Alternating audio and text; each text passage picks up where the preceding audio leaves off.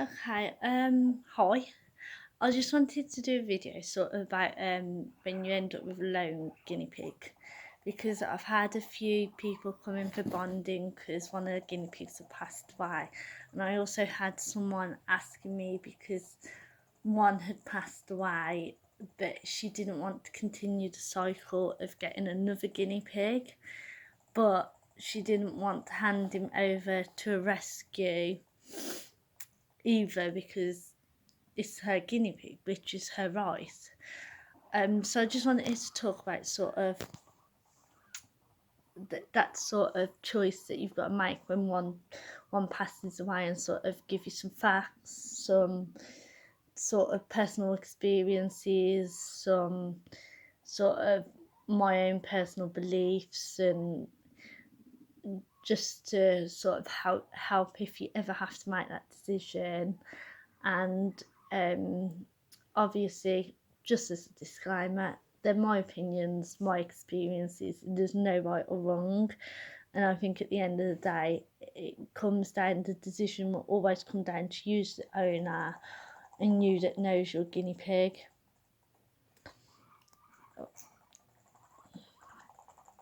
Oh, they're having a bit of a bicker here, aren't they? We'll just mind it. So first thing I think is that when you're put in that situation, one of the first things I think is really important is sort of thinking about their age. Obviously, if you've got a guinea pig who is 12 months, they've got a lot more life ahead of them and they've got to continue this life. And you have to bear in mind that humans can't speak to guinea pigs. They can't tell us how they're feeling the way they can tell another guinea pig. And so that sort of companionship, as well as the fact that they're highly sociable anyway, is really, really important. But obviously, if you've got an older guinea pig, sometimes the kindest thing you can do is give them to a rescue. Say if you're starting the cycle all over again, especially if it's a boy. Like, there are other options, such as sort of if you've got a girl, you may want to get a couple of girls, and then maybe those couple of girls can carry on after that one passes away as well. Or there's other options such as fostering. If you've got a lone guinea pig who you'd like to have company but you don't want the commitment of another guinea pig, you could look at fostering, which is an amazing route to go down, because you can sort of give that guinea pig company until the end of life, but you also doing a very important thing in helping out rescues and providing temporary homes for other guinea pigs. So that is another route you could go down.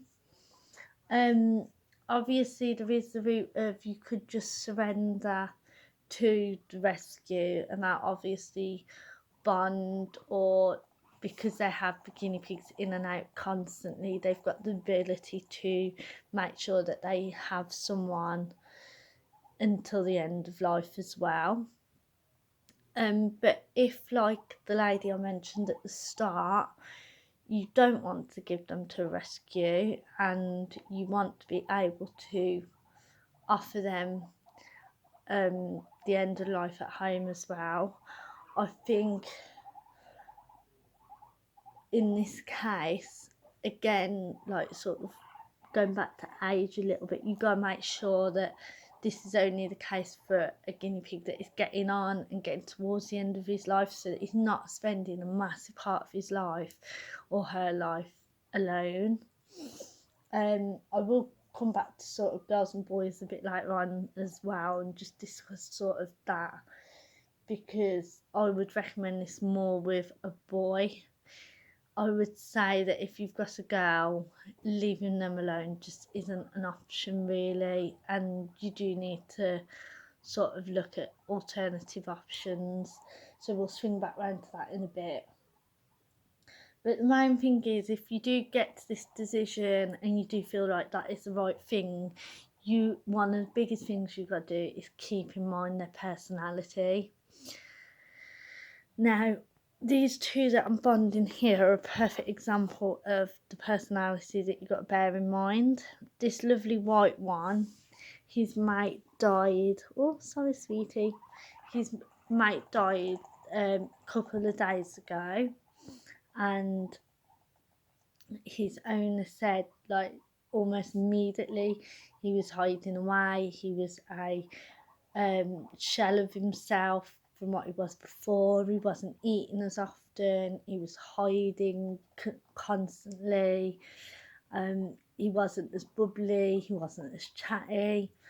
This is all signs that they're not coping, because basically guinea pigs don't necessarily grieve the guinea pig they're with. They grieve the loss of the company that they had. So in that respect, they're not coping with the lack of company. They're struggling with the lack of company, and they need something, because this can escalate. I've had guinea pigs where they've been that stressed and distraught at a lack of company that they've lost weight to the point where it's been worrying.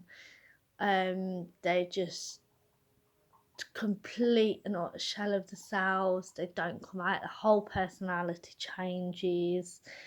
They genuinely just not as active, not as sort of fun per se. They sort of mope a lot more. They're not enjoying things that they used to enjoy. Like maybe they used to love running through tunnels, and then suddenly they don't. And this is all signs that they severely need company, and they're not going to do well if they don't have that company. So that obviously for that white guinea pig, it was essential that we found him a mate and someone that he can spend the rest of his life with.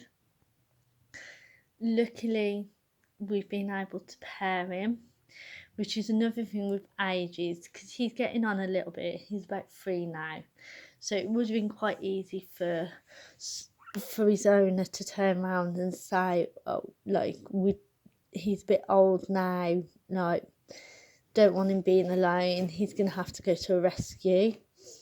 Whereas this little fella here who's having the fuss, he is also free, which just makes it a little bit better, because at least they should live a similar length of time and they should be happy together.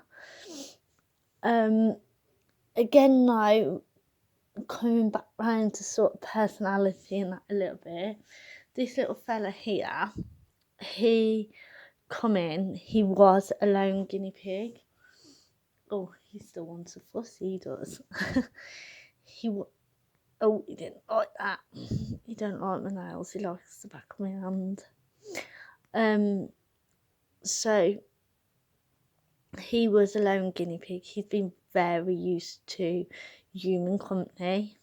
He's had a lot of attention and fuss, but in the end it was decided that maybe he needed some company of his own kind. However, he's come in and we've put him with other guinea pigs and we've paired him, and he's been socialised with other guinea pigs, but he's never held the tightest bond with those guinea pigs, and you can still see a very close want for being with a human. And he actually does really get on with humans, and he's very tame and he's very happy in human company, probably, if not the same, more than he is with guinea pigs. But again, even though that's the case, it's still nice to make sure that he gets guinea pig company, just because of boredom as well.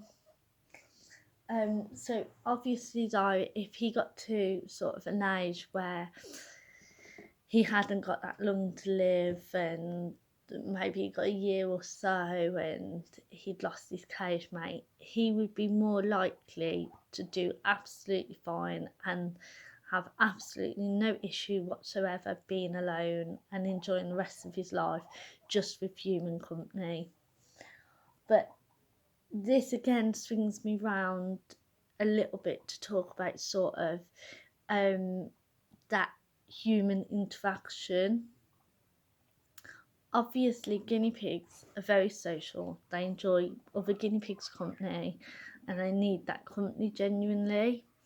Now, if you've got a guinea pig who is happy alone and just fine alone, this decision then again is based on sort of how much time you can put into those guinea pigs, because you've got to remember they're going to be alone, so they're going to need a lot of your time, and you're going to have to learn how to incorporate them into your life.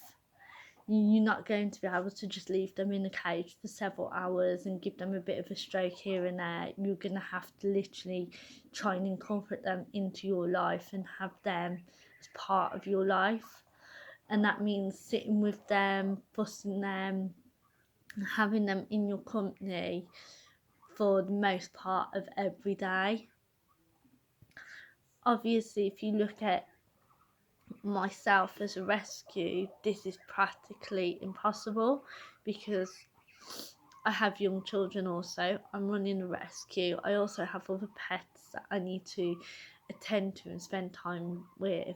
So at the rescue, there is no option to have lone guinea pigs. I need to pair them so that they're happy because I'm unable to give them that time. And when I go on about time, I mean literally, like, you need to put in whenever you're not at work, you need to be with that guinea pig, and you need to be able to offer that guinea pig your time as much as you would if those guinea pigs were sort of in a cage together or in a hutch together, in a wood, whatever together. You need to basically replace their cage mate. You need to be their cage mate. Or a bit of lunging there. So obviously, if you're unable to do this, or you work very long hours, or you have other commitments such as children, other animals like dogs that you have to go and walk quite regularly, it's probably an unwise decision to keep alone by themselves. So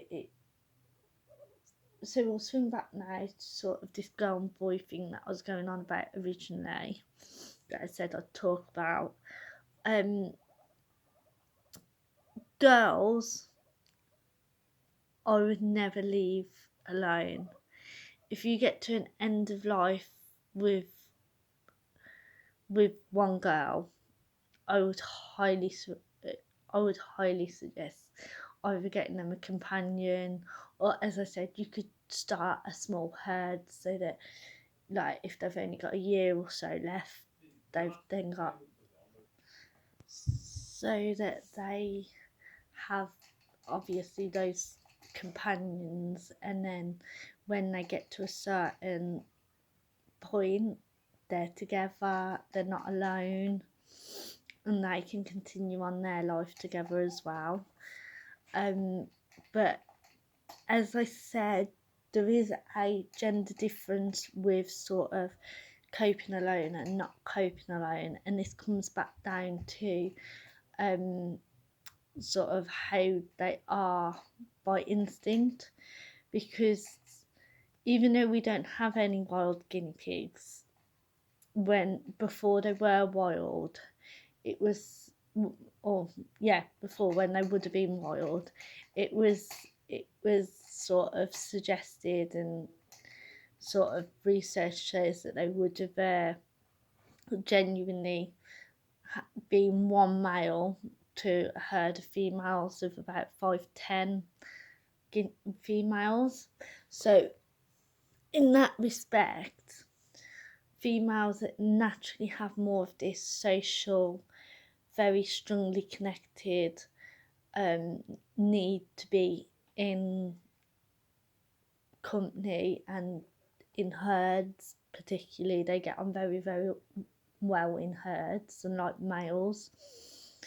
And they have this, that does mean they have this strong need for company, whereas because the males would have been sort of the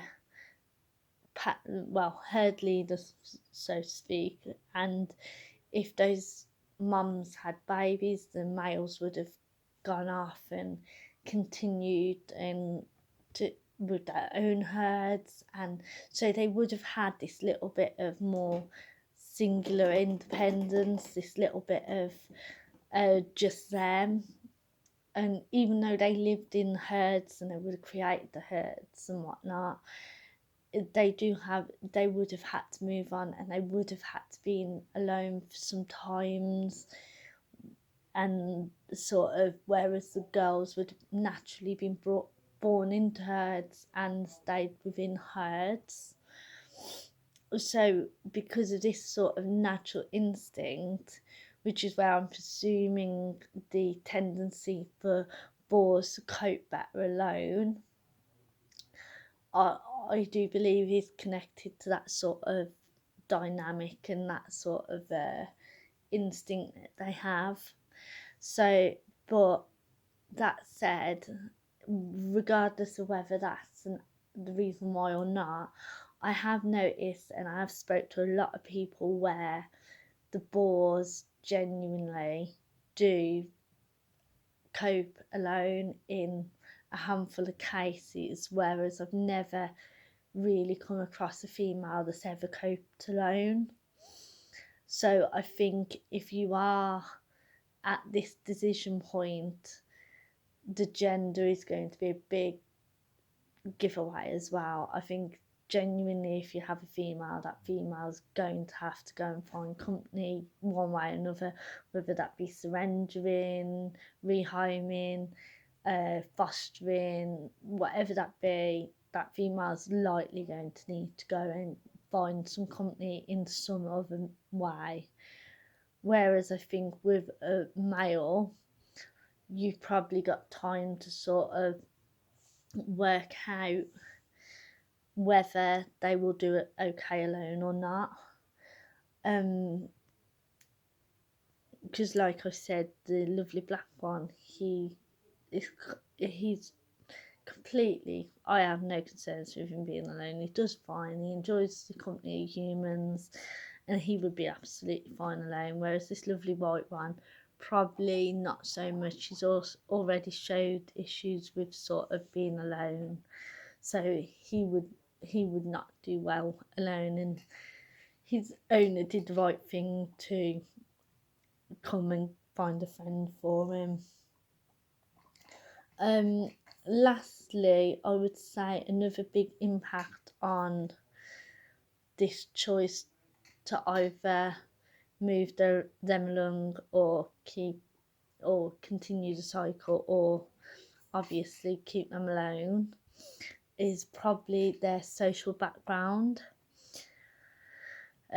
Me personally, part of my rehabilitation and work with these guinea pigs is due to the nature of them needing to be bonded like this and rehomed and whatnot.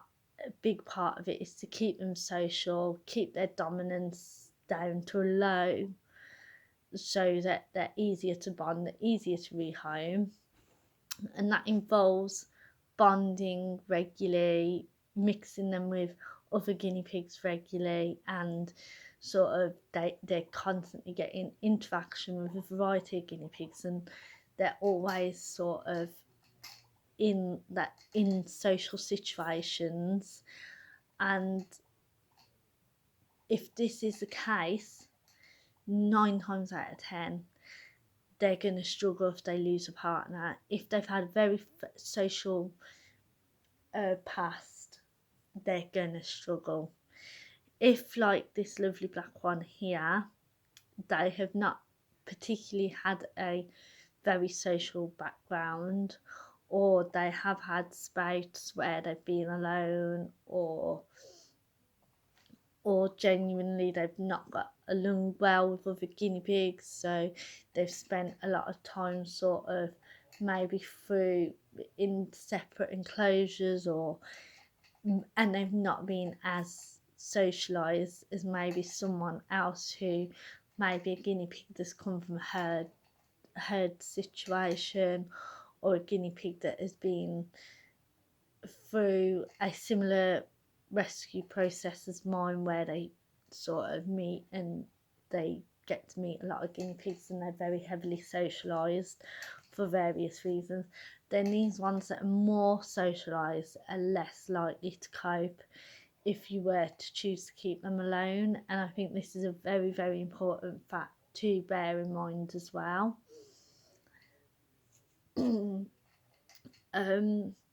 Genuinely then, just to sort of round this all off as well, the genuine idea is for me as a rescue, I want to keep guinea pigs with owners, and I will do this through extra support, extra help for those owners. I will, as I said, I will offer fostering, I will offer sort of temporary care to those guinea pigs, I will offer sort of even a case of like if someone doesn't want a guinea pig permanently, and this is the reason, but they want to keep their guinea pig, it might be as much as offering sort of a young guinea pig to foster for me until their guinea pig obviously crosses over, and then I will happily take that guinea pig back. There and I will work my hardest to keep that guinea pig at home. Obviously, if someone decides that they're better off coming into the rescue, then I'm also not going to say no. But I think it's very important too, if you do decide not to carry on their company, but you don't want to surrender them, I think it's very, very important that you must be in tune with your guinea pig. You must be very close. They must be seen more as a family member than a pet. I think if you see your animal as just a pet, then you probably are better off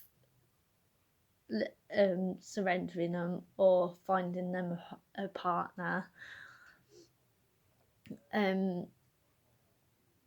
But obviously, if they're part of the family and you're very in tune with them, and kept indoors, I think indoors and outdoors makes a big difference as well.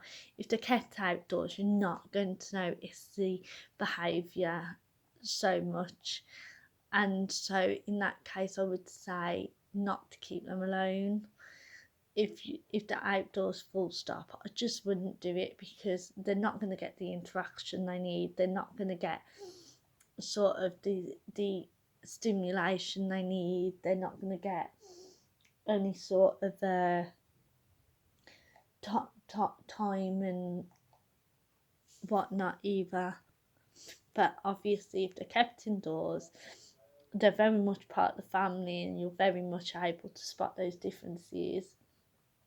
Then what I would rather do is that you keep them at home and they don't get surrendered, and I would want to support you, give you all the information I can, which is part of the reason why I'm doing this video, because at the end of the day, knowledge is power, so they say. But having that knowledge there allows you to make better choices based on those guinea pigs, and if I'm able to give you that knowledge and enable you to make those choices that you feel is best for your guinea pig, then that is a win to me. I think it's very important that you are super, super aware, because I had a slight thing with another rescue where we were sort of talking about this sort of thing, and she didn't agree on keeping alone guinea pigs at all, purely based on the fact that some people don't recognise these signs, um, and they don't really know their guinea pig to know that their guinea pig is unhappy. So I think one of the most important things is that you know your guinea pig. For you to know your guinea pig, you need to be around them a lot. You need to have them indoors in a room where you are regularly. You need to view them more so as part of the family, more so than a pet. And I think if you've got all this and you've made the decision that they're fine at home and they've got no issues with eating, drinking, hiding away, they're perfectly happy in your company, then I don't see any reason why they shouldn't spend, and obviously they're old anyway, so they're not alone for a large portion of their life. Then I don't see why, if you end up as a lone guinea pig, why that should be an issue. Obviously, I would always advise, if one does pass, even if you are confident and happy that they are okay alone, I would heavily suggest just speak to a rescue, speak to me, speak to another rescue, discuss their behaviours, how you feel about it, discuss options, discuss what can be sort of alternative routes that can maybe offer them company if you want that cycle broke, and just have a speak to them, because we can offer you information and support to help you sort of make up your mind and decide what's the right route for you in your personal circumstances. So, or even if you have all intentions of keeping them by themselves as alone, always speak to us and let us like sort of answer any questions, talk about behaviours, give you information, and knowledge, and sort of then you can sort of be confident in the decision that you do eventually make. So that's pretty much it. So thanks for listening to me drone on, and hopefully speak to you soon.